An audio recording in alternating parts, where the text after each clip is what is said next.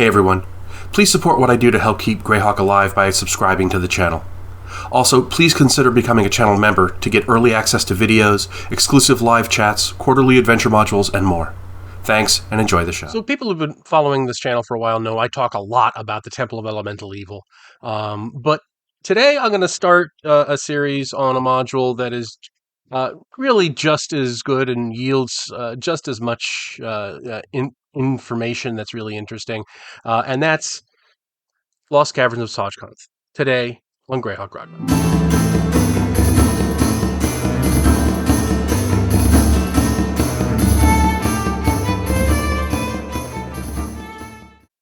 So this is the first in a series I'm going to do on this module. It's a very large and involved module, so it's going to take a lot longer than a single video. So today I'm just going to do kind of an introduction to it, background, talk about the first part of the adventure. This was originally a tournament module for WinterCon 5, which was held in 1976.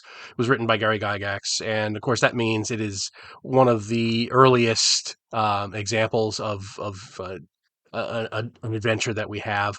For the tournament, it was originally just the dungeon part of the module. When it was finally published, they added a bunch of wilderness adventure right at the beginning of it to kind of get you to the thing. And of course, later on, they added the hidden shrine of Tharizdun as kind of a side adventure that has nothing to do with this adventure, but it's still in the same area. One of the interesting things about the tournament module is that it was as tournaments are wont to do. It was done in two parts. In the first part, you had a bunch of different parties adventuring in the same place, and then they would take the top player out of each one of those parties and smoosh them together into a single party for the second half of the tournament. And then the weird thing is, Gary Gygax actually wrote that into the adventure, and it's really trippy. Let me just read this. Let me show you and read this to you. So this starts off, it gives you a whole bunch of background. You are a group of 6 adventurers met by chance. Your information indicates the caverns are on 2 levels. The Caverns of Tsojcanth are a nexus in probability where several alternate worlds touch. This is where it gets really trippy, because this is trying to describe in-game the idea that the players are actually in a tournament and there's going to be eliminations in the tournament. Each of you is aware that numerous parties such as yours, each containing 6 alternate persons like each of you, will be entering that part of the caverns which manifests itself in their respective worlds. So you're aware that there are other players also playing this adventure. As each group adventures through the upper caverns, one of their number will gain a certain aura, and he or she will be able to enter the lower level. So this is like, and one of you is going to win your part of the tournament and go on to the next half, which is the second level of the dungeon. And while the rest will have to turn back. The chosen from each party will meet, possibly with one or more of their alter egos, when the descent to the lower caverns is made. It's so just weird and trippy that they're trying to put an in-game justification for the fact that you're playing in a tournament. And there's like eliminations, and there's a second round of the tournament, and and you're aware of it somehow through this probability nexus and the auras and so forth. It's really, really weird. So in the published module, which I have my original copy here, in better shape than I would have expected. It's a really meaty module because it's got a trifold fold out of the adventure, of the maps and everything. It's got a player's map and a regular wilderness map. I made a ton of photocopies of that player map, just because I used to run this a lot. The module came with 2 books. The first is the adventure itself, which is 32 pages. Again, this is an older module, so brevity is the word here. They do a lot in those 32 pages. There's also this Monsters and Magic Items. This was kind of a precursor to the Monster Manual 2. and to Unearthed Arcana. A lot of the things that you see in here, or I should say, all of the things that you see in here, are pretty much brought into Monster Manual 2 unchanged. So there's bats, there's Bodaks, and cave morays, and Kushis, and Alu demons. A lot of this stuff doesn't appear in the module at all. This was just a way to give you an intro into the new book that was coming. Kostishi is not in the module at all. There are no Darrow in the module. They're just here for whatever reason. Um, and there's also magic items like slippers of spider climbing and a long tooth dagger and things like that.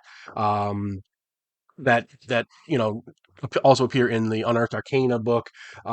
There's a couple of magic items that are in the module that aren't in the Unearthed Arcana, like the Demonomicon of Igwilv, and so forth. I don't think Dowd's Wondrous Lantern is in there because it's an artifact. Um, and there's a lot of interesting stuff about the lantern we will get to in due course. Um, the module itself, you get these pre-gen characters because it did start as a tournament module, so that was the thing. Um, you would get you don't get much actually if you can see these guys. You get you get stats on this page here. And saving throws and so forth, and then you get a list of magical items and equipment on the back here, and what spells you have. So it's pretty well orchestrated that this is what you got and that's all you're going to get. Um, Nearly the introduction is gives you a lot of interesting background on Igwilv and Perrinland and so forth, and in the world of Greyhawk, which I really like because it really adds to an area of Greyhawk we don't really know much else about. It's in this module, and that's about all we get at this early stage. It talks about how Igwil, the Archmage, sent her evil minions to conquer the lands around her abode nearly a century ago. So successful was she that the marches of Perrinland were subjugated for a decade, and indeed, great was the loot that was brought to Igwil's lair in answer to her insatiable demands for treasure. Um, Legend states that the Archmage gained much of her prowess from discovering the lost caverns of Tsojcanth, wherein was hidden magic of unsurpassed might. It is certain that Igwilv ruled her domain from these caverns. There she also conducted arcane experiments and rituals, trying to further increase her powers. And then it goes on talking about her fall. She accidentally freed the demon Grazd, who she had imprisoned and was forced into servitude. Later on, we do discover that Grazd is the father of Ayuz, whose mother is Igwilv, obviously. Although Gary was kind of cagey about it, it did come out later on in different things. So, it's a different sources will say different things, but the accepted thing among the fans is that Grazd is his father.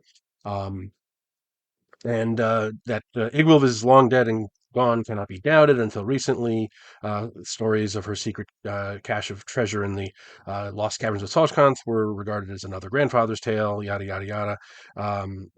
Recent investigations have indicated that the magical lantern did exist and Igwilv possessed it.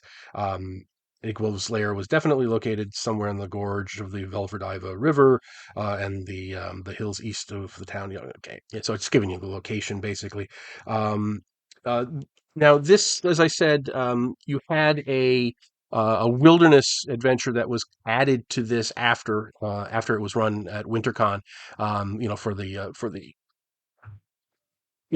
the sale version of it, and you can see these two maps here. This one here is the player's map. This one here's the DM's map. Um, and basically, the only differences here are that on the DM's map, it shows you that there's just more mountains wherever you go, but it also has other unmarked encounter locations. So on the player's map, you actually get to see, okay, there's an encounter here, there's an encounter there, there's an encounter at the end of each one of these trails. But the DM knows, oh, there's also random encounters along the trails themselves. So it kind of takes some of the randomness out of things. Um, and in here, it gives you kind of, it's a wilderness encounter table. There's border patrols from either Ket or Terran land, because that's where you are, avalanches, rock slides, gnolls, tribesmen, that kind of thing, a wolf pack led by a woolware, hobgoblins, and so forth. You can also get a blue giant, a blue dragon or stone giants. And they're pretty standard stuff. There's nothing particularly amazing about it. The one encounter with the hermit can be a real interesting one, because all he wants to do is be left alone, but he's got a lot of information. So the PCs have to kind of uh, be nice to him so they can learn what he knows about it. But he also has the psionic mass domination power, so he can just take over their minds and make them go away. Uh, so you gotta really finesse that one. And so there's that.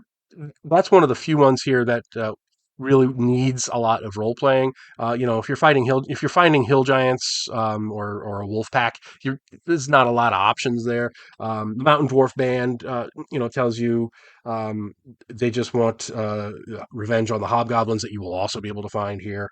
So it can be some interesting stuff in the wilderness areas. There's but like I say, the dragon. There's an elf, a band of elves out there watching the mountains, to warn of humanoid attacks into the valley and so forth. It's bad. It's perfectly serviceable stuff, and it will serve to kind of get your players' juices flowing for the when they get to the dungeon. There are a couple of set pieces, though. The gnome veil, for one, is basically a gnomish community, and the idea here, and you get it's pretty well detailed. The idea here is you're supposed to befriend the gnomes, and they will give you assistance and so forth, which is always helpful for something like this. There's hippogriffs that are being they're being captured to be sold and so forth. So there's some interesting things in the wilderness leading up to all this. But on the whole, getting to the caverns is very much of an appetizer, and the caverns themselves are. Are obviously where the meat of the adventure is. Now, in that background information, it's very interesting that, and I did a video on this a while ago. I will try to find it and put a link to it in the description. That it plugs in really well with a lot of Ayuz's timeline. And I'm not going to go through my entire chain of thought here. But basically, what happens is, based on the timeline here and in some other sources, is that Ayuz takes over his land and starts expanding it around the same time that Igwilv does hers, and he stops expanding when she disappears and her realm is overthrown. So it to me, that implies that he was getting supernatural aid from his mother, the Archmage, and when she was no longer available, that's when his expansion stopped. And my theory is that he will send people to Igwil's lair, to the Lost Caverns, when he finds out that the stuff that it's still around and the stuff is still there, the treasure's still there.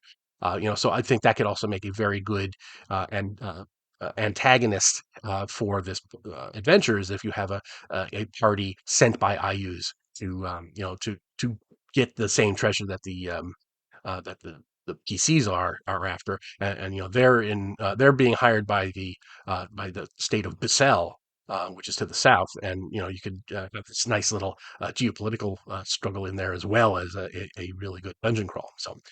That's as far as I'm going to go today. The background and the wilderness part. We'll dive into the dungeons themselves and a lot of the implications and so forth in a future video. Hope you like this one. Let me know what you think in the comments, and stay safe from Pinkertons. Thanks for watching today's video. Please remember to hit the like button and subscribe to the channel. Below you'll find links to my Patreon, which helps make these videos possible. You'll also find the web store, where you can buy my books, and my blog, where you'll find all sorts of free downloads and other articles. Thanks, and have a great day.